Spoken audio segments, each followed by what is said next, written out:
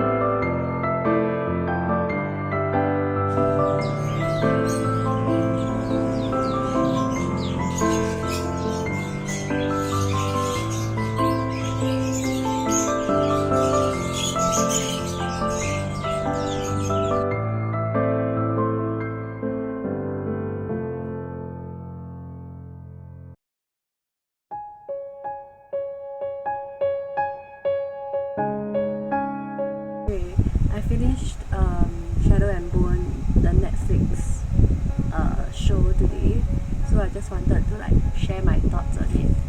I love it. Like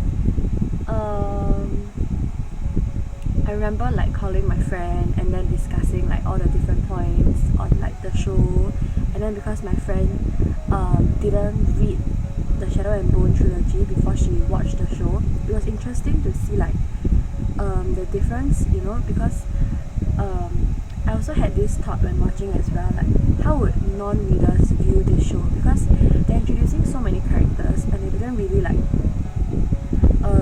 introduce much of the world, they just threw us into it. So like how would readers of the books, like how would they understand, how would they process the knowledge? So I don't know, because my friend didn't read the Shadow and Bone trilogy, but she read the Six of Crows duology.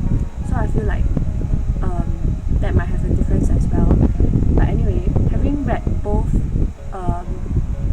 series duology before I watched it, I often found myself like comparing between the two, like the books versus the show, and there were a lot of changes, but I felt like I guess they had to be changed to fit in the two timelines, because originally they don't interact at all. Yeah, and I think like I really love the budget given to it and everything, because like it's so good at the effects and everything. And then when I watched it, I had like my sound system on and everything, so the whole experience was like great, which like totally added to my overall experience as well. And like also the audio might not be great, but my audio hasn't always been great anyway. Cause the fan is on, and then my laptop's engine is like insane. It feels like a helicopter. Okay, anyway, I was gonna say, right, between the two different series, I prefer I prefer the Six of Crows cast, like the storyline, more than the Shadow and Bone one. I'm not sure if it's because the Shadow and Bone one, the storyline is like mostly the same as in the books, but the Six of Crows one is more of an original story, because they had to kind of create this backstory for them to like interact and stuff, right? Yeah, so I don't know if it's because of that, or that I already, between the two books series itself, I already prefer the Six of Crows storyline. And oh my god, can we just talk about the casting? I feel like the casting is great, like because I'm still currently in the midst of rereading Crooked Kingdom, and when I first started watching Shadow and Bone, I was like almost done with Six of Crows, but not done yet. So I was starting to like picture the characters in the books as the cast of the Shadow and Bone Six of Crows characters, because they are so well casted. Like what, even Cass, like oh my god, like he just looks so much like Cass. Also, but I must say, reading about Cass and watching Cass, there's a difference, because like I feel like reading Cass, his character is more ruthless. Like there's a lot more violence in the books, and how he's like very lethal and brutal. But in the show, he's seen as less scheming, like according to my friend, and like to me he feels like a more smiley person. He shows more of his emotions on screen, which is, I'm not so sure about that part, but it feels okay, just that he's like a friendlier, like a bit more PG version of Cass, I would say. Because like, okay, well, most of the times he's like a cold brooding person, but he smiles a lot. Like not a lot, but like enough to make me wonder, like, will Cass Breaker like smile like this, or is it because it's his like cunning smile, or like because he had to be in disguise, I'm not sure. Yeah. And then Jasper, oh my god, he is basically from the books come to life, man. Like oh my god, I really don't know where they found him, but like really like I love Jasper in the show, and I love Jasper in the books, but really Jasper in the show. And can we talk about that goat scene? Like I saw like a lot of people on Twitter like book tweets saying like Wylan was the goat. And then I was like, yes. Milo, so cute. Yeah. So like Jasper is like really super funny. Like his natural charm is just, yeah. Oh, and then I don't know why they changed like the backstory of Inej. Okay, correct me if I'm wrong, but in the books I'm sure Inej doesn't have a brother, but she has a brother in the show. And also like she's more daring in front of Tanta Helene in the show, because when I was reading the books, right, it showed how like she was scared to even walk past the front door of the menagerie, but then in the show she like had to respond to the beck and call of Tanta Helene, and then she had to like she had to like go help her with a mission or something to clear her debt or something. So I don't know like how are they gonna deal with her trauma and that, or is it like completely different from what is going to happen in the books. And also Cass, right, like I feel like they didn't really showcase his like trauma against touch. Like they show him wearing gloves and like didn't really having any physical touch with anyone, but there wasn't also any like obvious indication that like he didn't like physical touch, like yeah. And then I feel like a lot of things are implied, like the fact that Jasper is a fabricator and how he fixed his cane. I saw this tweet on book tweet that was like non-fans who like saw that scene and then they thought like he just glued his cane back together or something. Then I was like yeah. And I think the Nina and Matthias scene was like almost exactly the same as the books, except that the backstory for Nina was different also, because like it had to fit into the Shadow and Bone cast like storyline also. Yeah. And the fact that she was a spy for the Darkling, I guess like towards the end, because she had already branded Matthias as a slaver, like so she had to run away from that right. So I assume like she really kind of betrayed the Darkling. I'm not sure. Yeah. And I just hope, like I really hope that there will be a season 2. Like given how well received the show is, it should have a season 2, right? They won't like take that away from us. Like please, no, I need more. Yeah. And oh my god, can we just talk about Jessie Mei. She's so pretty like what even every time I see her on screen right, I'm just like so pretty, like oh my god, like yeah. Okay, but then I also had like a few very very minor points that I was a bit confused about, like why in the first episode there was this whole part about the orchid, and then there was this heart render, right? Then I was like a bit confused, like why didn't they just use Nina in the first place? But then I guess they hadn't even met yet, so that's why. But also because in the books Nina was working in the white orchid, so I don't know like why they decided to do that, like with the also a heart render and things, like was it just there to confuse us? Because my friend was also confused by it, and then she said like she thought that person was actually Nina, and then she was like, why is this person being casted as Nina? Yeah. And but actually she's not. And then the second thing was that in episode 2, right, there's this part where Becca Rollins in the first episode, in the orchid building, like the owner of it got killed, right, by Becca Rollins, and then they showed him like cornering the boss there, and then giving him two options, like either transfer over all his assets to Becca Rollins or get killed. And then they showed them like mopping the floor, so I assumed he was killed. And then I think in the second episode, Becca Rollins and like two members of his crew managed to go into the Crow Club, like where and into Cass's room, and then do the same thing as what they did to the orchid previous owner, which made me go like, what? Like, how can they just walk into the club even though there's like bouncers and everything?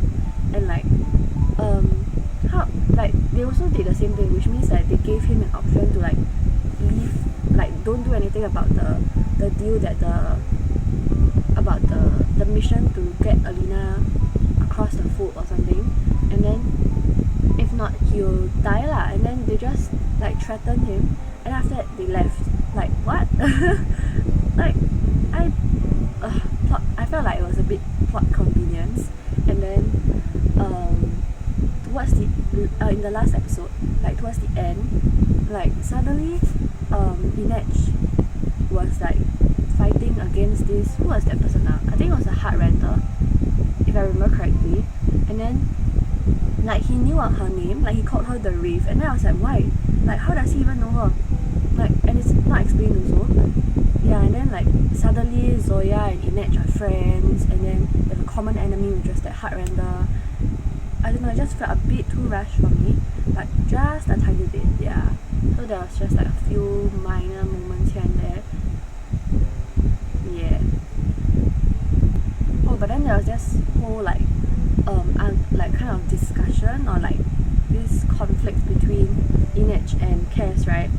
Yeah, because they had to like Inech was like deciding whether or not to go back with them to cater them or something, and then Cass was like, don't go, I need you. And then Inech was like, Alina needs me more, that kind of thing. And it feels like this conflict in the books, because like in a different sense, because in the books Inech, like once she got her money she was planning to leave Ketterdam, but in the books she had like a religious faith lah, and then she was like deciding whether or not to go and help Alina instead of like go back with Cass. But it really, even before that, she was already like, I can't go back, but I couldn't really understand why. Like, is it because of her debt to the Helene, which made her like not want to go back, or what? I also don't know. Yeah. Oh my god, I spent so much time talking about the Six of Crows characters that barely even talked about what happened in Shadow and Moon. Okay, I just wanted to say like how in the books, right, I feel like both Maulina and Darklina didn't make any sense to me, because okay, Maulina made more sense to me than Darklina, which means I'm a Maulina stan. I don't know whether that will offend the Darklina people, but yeah. And then because in the books, right, I agree that at the start, like there was this tension between Alina and the Darkling, and then also I was kind of like, because Mal didn't really like show any affection, and he was like such a playboy character, and didn't really care much about Alina, that I was like, at first I was supporting the Darkling, but then he he revealed like his intentions and the plot twist and everything came, right, then like it showed how like he was manipulating her for her powers, and then like not just, and like he didn't really like her at all, he just liked her powers, which made me like brought me over to the Marlena side. But in the end I was like, the Marlena romance in the books wasn't really much also. Then I just like decided to stand Nikolai instead of like supporting either ship. But in the show, they portrayed Mao as a much better character than what he is in the books, because like they changed the fact that he didn't humble with Zoya, and like his affection from Alina is like quite clear, quite like, I mean like his friends were always teasing him about her, and how like he's always Alina, you know. And then in comparison, I felt like the portrayal of Alina and her affection with the Darkling was a little bit rushed, a little bit forced, because like they didn't really give much backstory about how the switch happened also. They just said Mao hadn't been receiving Alina hadn't been receiving letters from Mao, even though she had kept writing to him. And then suddenly like after Bagra said like something about you don't need to be dependent on other people or something, and she just sat down somewhere and talked back about their memories together, and she decided that she liked the Darkling now. I also don't know, like I felt like that wasn't portrayed enough.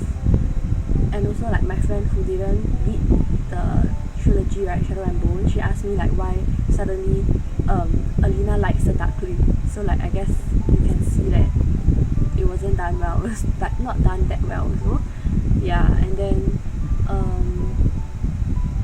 so I guess it's just because of the fact that they decided to make Mao like a better character in the show, that they may have neglected the side of how they need to portray why Alina suddenly decided to like the Darkling also.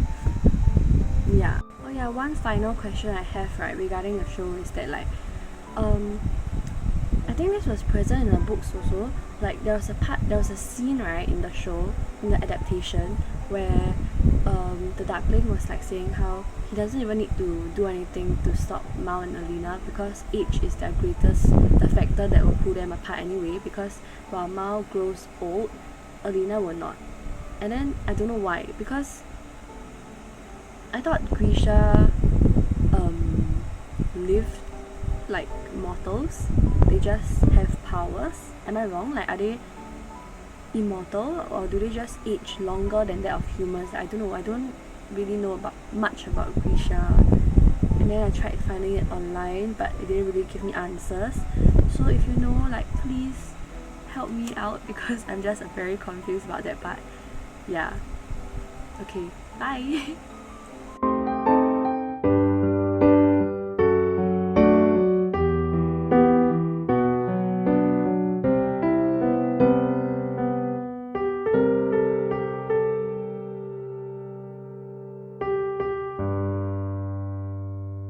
Oh my god, I'm like finishing Crooked Kingdom now, and then Cass just said that line to Inej that he said to her in the show, like the Netflix adaptation. Like, what the shit?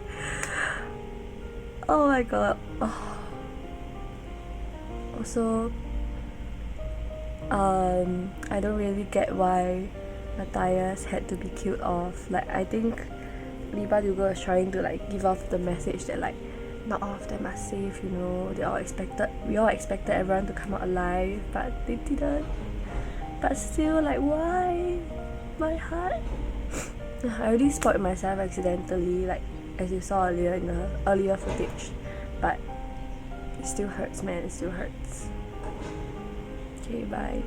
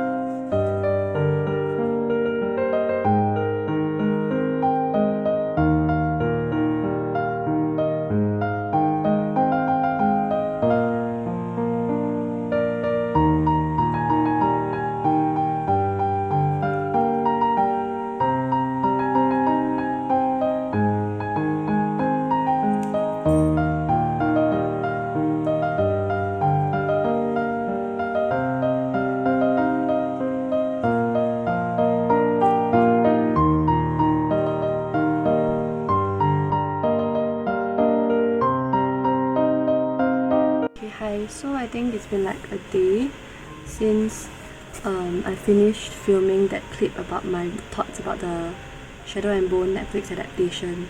And since then I've had like more thoughts and seen more opinions on like of other booktubers or like people on BookTweet as well.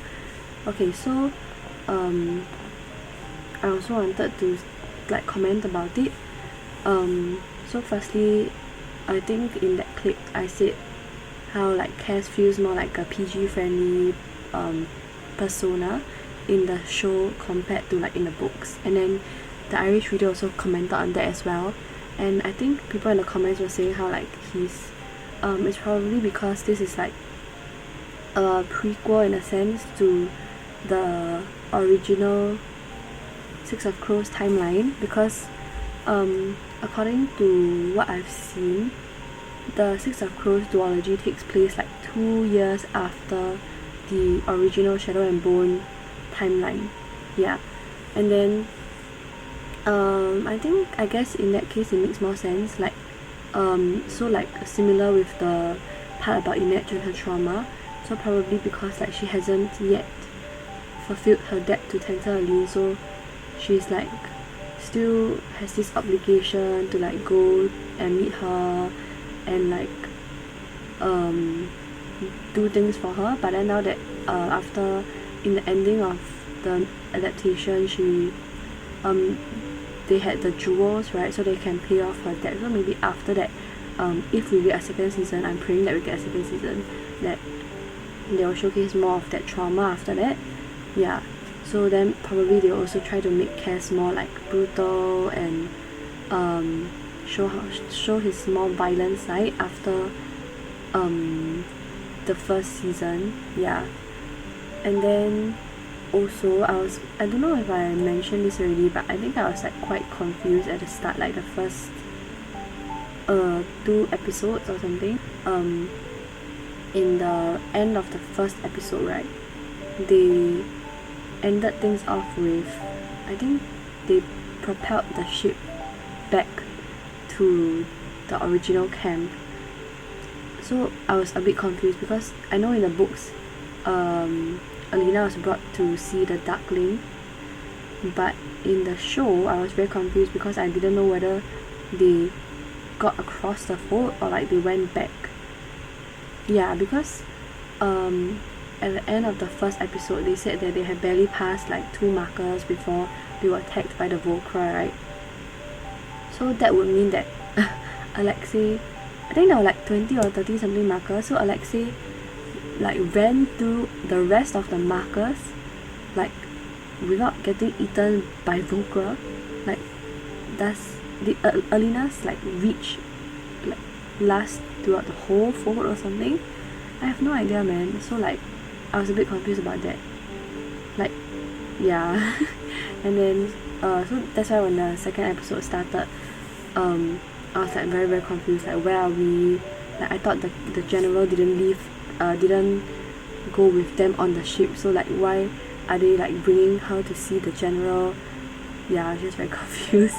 But other than that, I guess it was still very good. Like I think it's been like 1 day or 2 days after I finished it, right? I still cannot get over that show. Like I need the second season like now. I followed all of the main characters on Instagram and on Twitter, and then I'm just like, I need more content. And just their friendship is so cute, and I haven't watched like the interviews and stuff, right, but they're freaking cute, like their friendship, oh my god. My heart, like every time I see them posting content about like the behind the scenes of like their filming, or how they like comment on each other's like posts, and then I'm just like, so cute. And then I saw this tweet on Twitter about how that person wants to become an actor just so that they can have the close bond that the actors and actresses from Shadow and Bone have. And I'm just like, yeah, that's so cute. Oh my god. Like there better be a second season Netflix. Like there better be. It's been like number 1 for like 1 week already, right? Or was it 10 days? Like, you better make a second season, you better confirm it now. Oh my god. Oh, and also not to say that I don't like Cass being smiley. I just thought it was a bit weird about the portrayal between the books and the show. But like, they're all so attractive. They're all like, they fit their characters so well. Like, oh my god. And then, oh my god, then I briefly mentioned it in the clip this morning when I first finished Crooked Kingdom. I don't get why Matthias had to die. Like, why? Like, I mean, I get they're trying to prove a point that we shouldn't be expecting that all of them will come up unscathed and alive, but still, what was the point? there was no need. He survived so much only to die at the hands of a freaking child who could manage to get a gun somewhere and hit him in the correct place for him to die. Like, what? I don't get it, man. I don't get it. No. That would have given me like a totally different perspective if I had finished Crooked Kingdom before I watched the show. But yeah, also I accidentally spoiled myself, so like, oh my god, I don't know what to do now. Like, after finishing it, I don't know what to watch. Like, it has like consumed my every waking moment that has not been preoccupied with my other commitments. Like, I'm just constantly thinking about that show. Like, help! Like, what do? I also don't know. Oh my god, my friend just like replied me after I just took out my phone on the tripod, so I'm just not gonna put it back on the tripod. But she said like, didn't he become ruthless? Didn't Cass become ruthless when his brother died? So yeah, I didn't even think about that. Like, so Cass needs to be more brutal, you know? Like, maybe they were just changing his backstory. I have no idea. Oh, I really don't know. I don't know. Like, so is it? So is the show trying to say that Cass was less brutal before the events of Shadow and Bone, like even after his brother's death, but after the events of Shadow and Bone, he became the Cass that he is in the books? I don't know. I really don't know.